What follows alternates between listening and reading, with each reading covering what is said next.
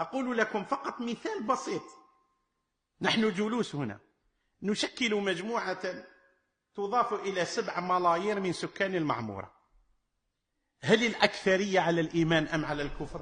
الله أكبر، الله أكبر، الله أكبر، الله أكبر، الله أكبر، الله أكبر، الله أكبر، الله أكبر، الله أكبر، الله أكبر.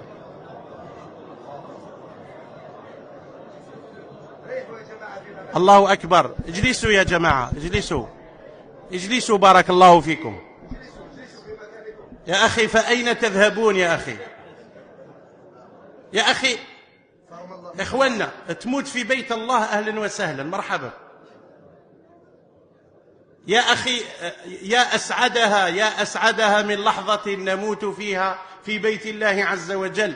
قال النبي صلى الله عليه وآله وسلم: ما اجتمع قوم في بيت من بيوت الله يتلون كتاب الله ويتدارسونه فيما بينهم إلا غشيتهم الرحمة ونزلت عليهم السكينة. قال: وذكرهم الله في من عنده. أنت يا أخي يذكرك الله الآن في من عنده.